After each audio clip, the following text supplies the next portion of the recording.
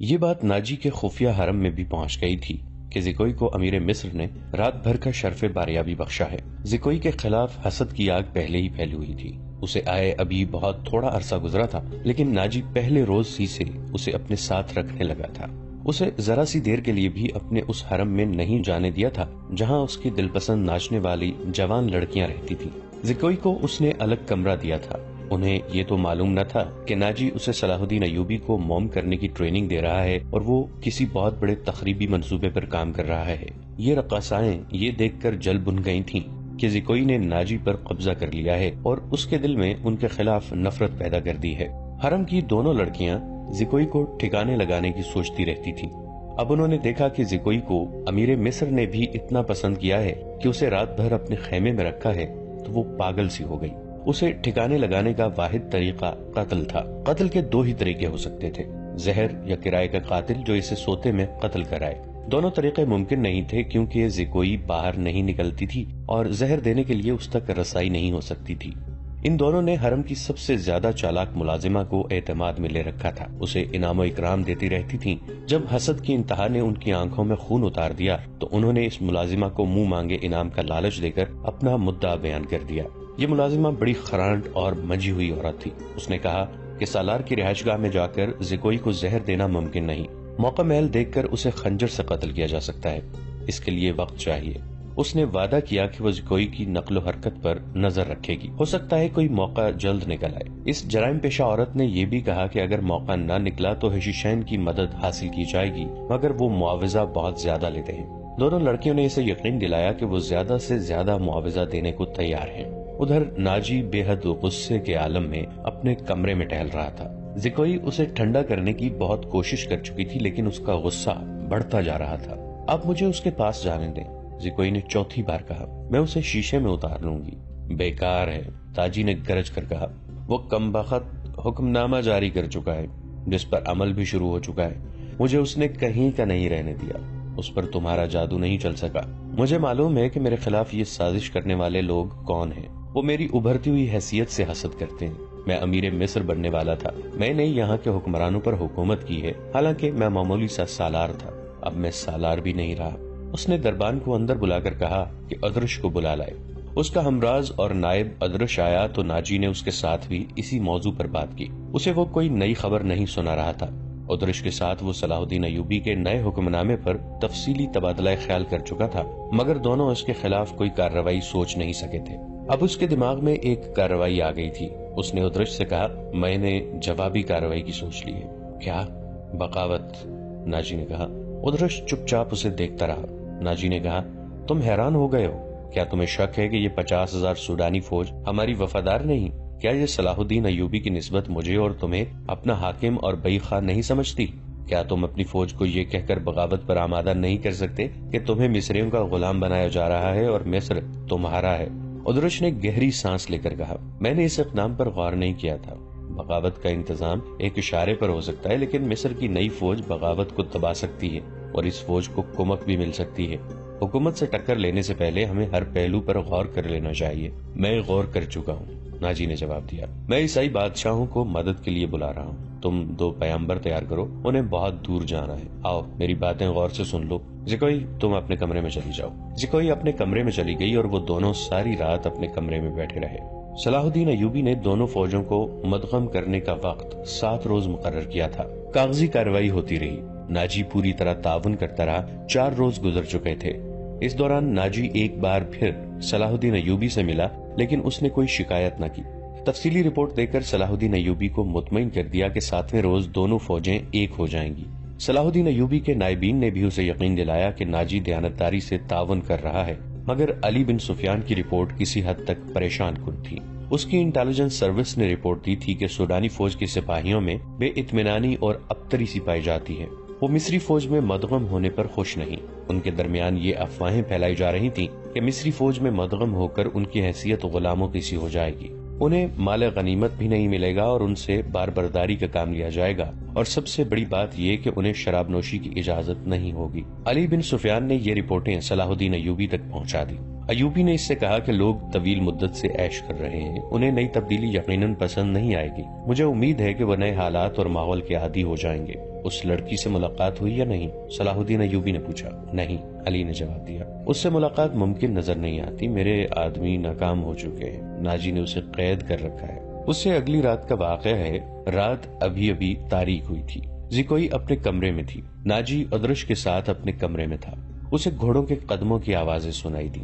اس نے پردہ ہٹا کر دیکھا، باہر چراغوں کی روشنی میں اسے دو گھوڑا سوار گھوڑوں سے اترتے دکھائی دیے۔ لباس سے وہ تاجر معلوم ہوتے تھے، لیکن وہ گھوڑوں سے اتر کر ناجی کے کمرے کی طرف چلے تو ان کی چال بتاتی تھی کہ یہ تاجر نہیں۔ اتنے میں ادرش باہر نکلا، دونوں سوار اسے دیکھ کر رک گئے۔ ادرش کو سپاہیوں کے انداز سے سلام کیا۔ ادرش نے ان کے گرد گھوم کر ان کے لباس کا جائزہ لیا، پھر ان سے کہا کہ ہتھیار دکھاؤ۔ دونوں نے پھرتی سے چغے کھولے اور ہتھیار دکھائے۔ ان کے پاس چھوٹی تلواریں اور ایک خنجر تھا۔ ادرش انہیں اندر لے گیا، دربان ایک طرف کھڑا تھا۔ زکوئی گہری سوچ میں کھو گئی۔ وہ کمرے سے نکلی اور ناجی کے کمرے کا رخ کیا، مگر دربان نے اسے دروازے پر روک لیا اور کہا کہ اسے حکم ملا ہے کہ کسی کو اندر نہ جانے دو۔ زکوئی کو وہاں ایسی حیثیت حاصل ہو گئی تھی کہ وہ کمانڈروں پر بھی حکم چلانے لگی تھی۔ دربان کے روکنے سے وہ سمجھ گئی کہ کوئی خاص بات ہے۔ اسے یاد آیا کہ 2 راتیں پہلے ناجی نے اس کی موجودگی میں ادرش سے کہا تھا، میں عیسائی بادشاہوں کو مدد کے لیے بلا رہا ہوں، تم 2 پیغمبر تیار کرو، انہیں بہت دور جانا ہے۔ اور پھر اس نے زکوئی کو اپنے کمرے میں چلے جانے کو کہا تھا اور اس نے بغاوت کی باتیں بھی کی تھیں۔ یہ سب کچھ سوچ کر وہ اپنے کمرے میں واپس چلی گئی۔ اس کے اور ناجی کے خاص کمرے کے درمیان ایک دروازہ تھا جو دوسری طرف سے بند تھا۔ اس نے دروازے کے ساتھ کان لگا دیے۔ ادھر کی آوازیں دھیمی تھیں، اسے کوئی بات سمجھ نہ آئی۔ کچھ دیر بعد اسے ناجی کی بڑی صاف آواز سنائی دی۔ اس نے کہا، آبادیوں سے دور رہنا، اگر کوئی شک میں پکڑنے کی کوشش کرے تو سب سے پہلے یہ پیغام غائب کرنا، جان پر کھیل جانا، جو بھی راستے میں حائل ہو اسے ختم کر دینا۔ تمہارا سفر 4 دنوں کا ہے، 3 دنوں میں پہنچنے کی کوشش کرنا، سمت یاد کر لو، شمال مشرق۔ دونوں آدمی باہر نکلے، زکوئی بھی باہر آ گئی۔ اس نے دیکھا کہ وہ دونوں گھوڑوں پر سوار ہو رہے تھے۔ ناجی اور ادرش بھی باہر کھڑے تھے، سواروں کو الوداع کہنے لگے ہوں گے۔ سوار بہت تیزی سے روانہ ہو گئے۔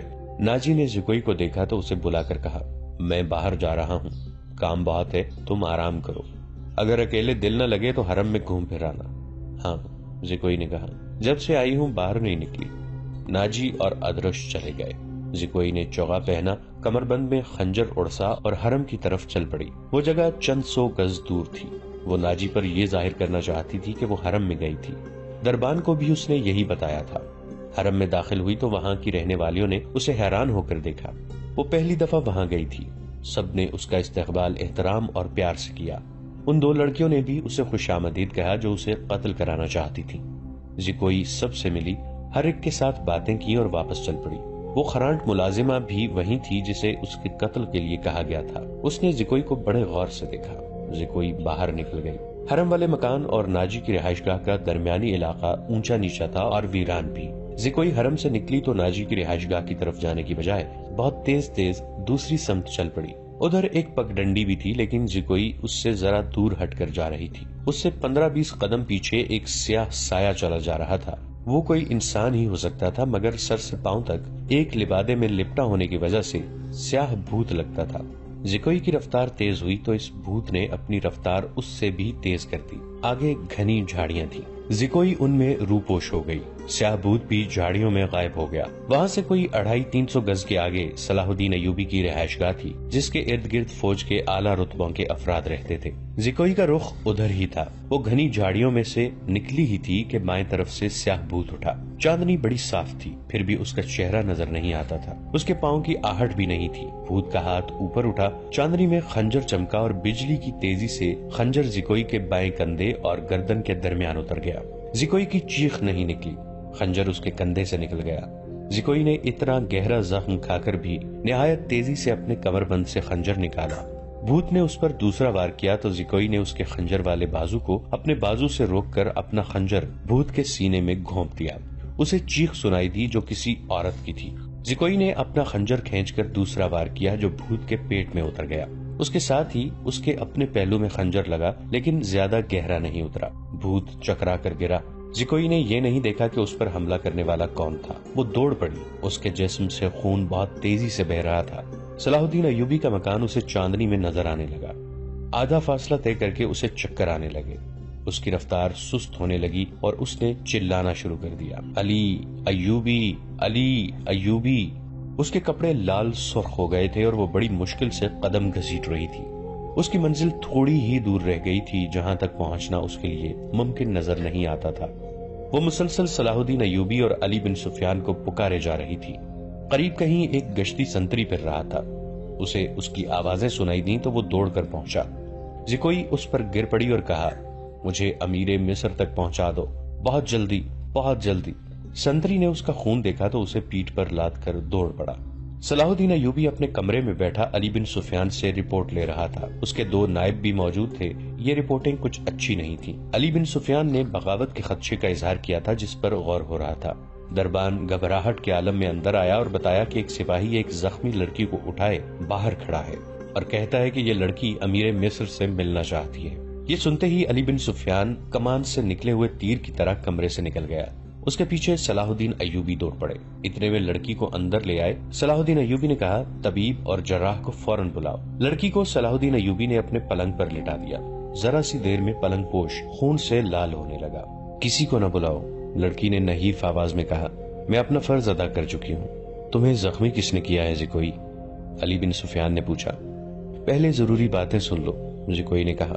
شمال مشرق کی طرف سوار دوڑا دو۔ 2 سوار جاتے نظر آئیں گے، دونوں کے چوغے بادامی رنگ کے ہیں۔ ایک کا گھوڑا بادامی اور دوسرے کا سیاہ ہے۔ وہ تاجر لگتے ہیں۔ ان کے پاس سالار ناجی کا تحریری پیغام ہے جو عیسائی بادشاہ فرینک کو بھیجا گیا ہے۔ ناجی کی یہ سوڈانی فوج بغاوت کرے گی، مجھے اور کچھ بھی معلوم نہیں۔ تمہاری سلطنت سخت خطرے میں ہے۔ ان 2 سواروں کو راستے میں پکڑ لو، تفصیل ان کے پاس ہے۔ بولتے بولتے زکوئی کو غشی آنے لگی۔ 2 طبیب آ گئے۔ انہوں نے زکوئی کا خون بند کرنے کی کوششیں شروع کر دیں۔ اس کے منہ میں دوائیاں ڈالیں جن کے اثر سے وہ بولنے کے قابل ہو گئی۔ وہ ضروری پیغام دے چکی تھی۔ اس کے بعد اس نے دوسری ساری باتیں سنائی، مثلا ناجی نے ادرش کے ساتھ کیا باتیں کی تھیں، اسے کس طرح اپنے کمرے میں بھیج دیا گیا تھا، ناجی کا غصہ اور بھاگ دوڑ، دونوں سواروں کا آنا وغیرہ۔ پھر اس نے بتایا کہ اسے کچھ علم نہیں کہ اس پر حملہ کرنے والا کون تھا۔ وہ موقع موزوں دیکھ کر ادھر ہی رپورٹ دینے کے لیے آ رہی تھی کہ پیچھے سے کسی نے اسے خنجر گھونپ دیا۔ اس نے اپنا خنجر نکال کر حملہ آور پر حملہ کیا۔ حملہ آور کی چیخ بتاتی تھی کہ وہ کوئی عورت ہے۔ اس نے حملے کی جگہ بتائی۔ اسی وقت اسی جگہ آدمی دوڑا دیے گئے۔ زکوئی نے کہا تھا کہ وہ زندہ نہیں ہو سکتی۔ اس کے خنجر اس کے سینے اور پیٹ میں لگے تھے۔ خون رک نہیں رہا تھا، زیادہ تر خون تو پہلے ہی بہ گیا تھا۔ زکوئی نے صلاح الدین ایوبی کا ہاتھ پکڑا اور چوم کر کہا، اللہ آپ کو اور آپ کی سلطنت کو سلامت رکھے، آپ شکست نہیں کھا سکتے۔ مجھ سے زیادہ کوئی نہیں بتا سکتا کہ صلاح الدین ایوبی کا ایمان کتنا پختہ ہے۔ پھر اس نے علی بن سفیان سے کہا، میں نے کوتاہی تو نہیں کی، آپ نے جو فرض مجھے سونپا تھا وہ میں نے پورا کر دیا ہے۔ تم نے اس سے زیادہ پورا کیا ہے۔ علی بن سفیان نے اسے کہا، میرے تو وہم و گمان میں بھی نہ تھا کہ ناجی اس حد تک خطرناک کارروائی کرے گا اور تمہیں جان کی قربانی دینی پڑے گی۔ میں نے تمہیں صرف مخبری کے لیے وہاں بھیجا تھا۔ کاش میں مسلمان ہوتی، زکوئی نے کہا۔ اس کے آنسو نکل آئے۔ اس نے کہا، میرے اس کام کا جو بھی معاوضہ دینا ہے وہ میرے اندھے باپ اور سدا بیمار ماں کو دے دینا۔ ان کی معذوریوں نے مجھے 12 سال کی عمر میں رقاصہ بنا دیا تھا۔ زکوئی کا سر ایک طرف ڈھلک گیا، آنکھیں اد کھلی رہیں اور ہونٹ اسی طرح نیم وا جیسے مسکرا رہی ہو۔ طبیب نے نبض پر ہاتھ رکھا اور صلاح الدین ایوبی کی طرف دیکھ کر سر ہلایا۔ زکوئی کی روح اس کے زخمی جسم سے آزاد ہو گئی تھی۔ صلاح الدین ایوبی نے کہا، یہ کسی بھی مذہب کی تھی، اسے پورے اعزاز کے ساتھ دفن کیا جائے۔ اس نے اسلام کے لیے جان قربان کی ہے، یہ ہمیں دھوکہ بھی دے سکتی تھی۔ دربان نے بتایا کہ باہر ایک عورت کی لاش آئی ہے۔ جا کر دیکھا، وہ ایک ادھیڑ عمر کی عورت تھی۔ جائے وقوع سے 2 خنجر ملے تھے۔ اس عورت کو کوئی نہیں پہچانتا تھا۔ یہ ناجی کے حرم کی ملازمہ تھی جس نے انعام کے لالچ میں آ کر زکوئی پر قاتلانہ حملہ کیا تھا۔ رات کو ہی زکوئی کو فوجی اعزاز کے ساتھ دفن کر دیا گیا اور ملازمہ کی لاش گڑھا کھود کر دفنا دی گئی۔ دونوں کو خفیہ طریقے سے دفنایا گیا۔ انہیں جب دفنایا جا رہا تھا، صلاح الدین ایوبی نے نہایت اعلیٰ نسل کے 8 جوان گھوڑے منگوائے اور 8 سوار منتخب کر کے انہیں علی بن سفیان کی کمان میں ناجی کے ان آدمیوں کے پیچھے دوڑا دیا جو ناجی کا پیغام لے کے جا رہے تھے۔ زکوئی کون تھی؟ وہ مراکش کی ایک رقاصہ تھی۔ کسی کو بھی معلوم نہیں کہ اس کا مذہب کیا تھا۔ وہ مسلمان نہیں تھی، عیسائی بھی نہیں تھی۔ جیسا کہ کہا جا چکا ہے کہ علی بن سفیان صلاح الدین ایوبی کی انٹیلیجنس یعنی جاسوسی اور سراغ رسانی کا سربراہ تھا، اسے دوسروں کے راز معلوم کرنے کے لیے کئی ڈھنگ اختیار کرنا پڑتے تھے۔ صلاح الدین ایوبی اسے اپنے ساتھ مصر لایا تھا۔ یہاں آ کر معلوم ہوا کہ سوڈانی فوج کا سالار ناجی سازشی اور شیطان ہے۔ اس کے اندرون خانہ حالات معلوم کرنے کے لیے علی بن سفیان نے جاسوسوں کا جال بچھا دیا تھا۔ اسے راز کی ایک بات یہ معلوم ہوئی کہ ناجی حسن بن صباح کے فدائیوں کی طرح مخالفین کو حسین لڑکیوں اور حشیش سے پھانستا، اپنا گرویدہ بناتا یا مروا دیتا تھا۔ علی بن سفیان نے تلاش بسیار کے بعد کسی کی وساطت سے زکوئی کو مراکش سے حاصل کیا اور خود ہی بردہ فروش کا بہروپ دھار کر اسے ناجی کے ہاتھ بھیج دیا۔ اس لڑکی میں ایسا جادو تھا کہ ناجی اسے صلاح الدین ایوبی کو پھانسنے کے لیے استعمال کرنا چاہتا تھا، مگر خود ہی اس لڑکی کے دام میں پھنس گیا۔ پھنسا بھی ایسا کہ اس کے سامنے وہ اپنے نائب سالار کے ساتھ راز کی باتیں کرتا رہا۔ اس نے زکوئی کو جشن کی رات صلاح الدین ایوبی کے خیمے میں بھی بھیج دیا اور اپنی اس فتح پر بے حد مسرور تھا کہ صلاح الدین ایوبی کا اس نے بت توڑ دیا ہے۔ اب وہ اسی لڑکی کے ہاتھوں اسے شراب بھی پلا سکے گا اور پھر اسے اپنا مرید بنا لے گا۔ مگر اس کے فرشتوں کو بھی معلوم نہ ہو سکا کہ زکوئی صلاح الدین ایوبی ہی کی جاسوسا تھی۔ وہ اسے خیمے میں رپورٹیں دیتی رہی اور صلاح الدین ایوبی سے ہدایات لیتی رہی تھی۔ اس کے خیمے سے نکل کر زکوئی دوسری طرف چلی گئی تھی، جہاں اسے منہ سر لپیٹے ایک آدمی ملا تھا۔ وہ آدمی علی بن سفیان تھا، جس نے اسے کچھ اور ہدایات دی تھی۔ اس کے بعد زکوئی ناجی کے گھر سے باہر نہ نکل سکی، اس لیے وہ علی بن سفیان کو کوئی رپورٹ نہ دے سکی۔ آخر اسے موقع مل گیا اور وہ ایسی خبر لے کر وہاں سے نکلی جو خدا کے سوا کسی اور کو معلوم نہ تھی۔ یہ زکوئی کی بد نصیبی تھی کہ حرم میں اس کے خلاف اس لیے سازش ہو رہی تھی کہ اس نے ناجی پر قبضہ کر لیا ہے۔ یہ سازش کامیاب ہو گئی اور زکوئی قتل ہو گئی، لیکن وہ اطلاع پہنچانے تک زندہ رہی۔ اس کے مرنے سے کچھ عرصہ بعد وہ معاوضہ جو علی بن سفیان نے اس کے ساتھ طے کیا تھا، صلاح الدین ایوبی کی طرف سے انعام اور وہ رقم جو علی بن سفیان نے ناجی سے بردہ فروش کے بحث میں زکوئی کی قیمت کے طور پر وصول کی تھی، مراکش میں زکوئی کے معذور والدین کو ادا کر دی گئی۔ موت کی اس رات کے ستارے ٹوٹ گئے اور صبح طلوع ہوئی تو علی بن سفیان 8 سواروں کے ساتھ انتہائی رفتار سے شمال مشرق کی طرف جا رہا تھا۔ آبادیاں دور پیچھے رہ گئی تھیں۔ اسے معلوم تھا کہ فرینک کے ہیڈ کوارٹر تک پہنچنے کا راستہ کون سا ہے۔ رات انہوں نے گھوڑوں کو تھوڑی دیر آرام دیا تھا۔ یہ عربی گھوڑے تھکے ہوئے بھی تازہ دم لگتے تھے۔ دور افق پر کھجور کے چند درختوں میں علی کو 2 گھوڑے جاتے نظر آئے۔ اس نے اپنی پارٹی کو رستہ بدلنے اور اوٹ میں ہونے کے لیے ٹیلوں کے ساتھ ساتھ ہو جانے کو کہا۔ وہ صحرا کا رازدان تھا، بھٹکنے کا اندیشہ نہ تھا۔ اس نے رفتار اور تیز کر دی۔ اگلے 2 سواروں اور ان کی پارٹی میں کم و بیش 4 میل کا فاصلہ تھا۔ یہ فاصلہ طے ہو گیا مگر گھوڑے تھک گئے اور جب کھجوروں کے درختوں تک پہنچے تو 2 سوار 2 میل دور کی ایک پہاڑی کے ساتھ ساتھ جا رہے تھے۔ ان کے گھوڑے بھی شاید تھک گئے تھے۔ دونوں سوار اترے اور نظروں سے اوجھل ہو گئے۔ وہ پہاڑوں کی اوٹ میں بیٹھ گئے ہیں، علی بن سفیان نے کہا اور راستہ بدل دیا۔ فاصلہ کم ہوتا گیا اور جب فاصلہ چند 100 گز رہ گیا تو دونوں سوار اوٹ سے سامنے آئے۔ انہوں نے گھوڑوں کے سرپٹ دوڑنے کا شور سن لیا تھا۔ وہ دوڑ کر غائب ہو گئے۔ علی بن سفیان نے گھوڑے کو ایڑ لگائی۔ تھکے ہوئے گھوڑے نے وفاداری کا ثبوت دیا اور رفتار تیز کر دی۔ باقی گھوڑے بھی تیز ہو گئے۔ پہاڑی کے اندر گئے تو دونوں سوار وہاں سے جا چکے تھے مگر دور نہیں گئے تھے۔ وہ شاید گھبرا بھی گئے تھے۔ آگے ریتلی چٹانیں تھیں، انہیں راستہ نہیں مل رہا تھا۔ کبھی دائیں جاتے تو کبھی بائیں۔ ناظرین، آج کی قسط میں اتنا ہی۔ ہماری نئی ویڈیوز سے باخبر رہنے کے لیے ہمارے اس چینل کو سبسکرائب کر کے نیچے موجود بیل آئیکن کو ضرور پریس کیجیے گا۔ آپ سے ملاقات ہوگی نئی ویڈیو کے ساتھ۔ تب تک کے لیے ہمارا اور آپ کا اللہ نگہبان۔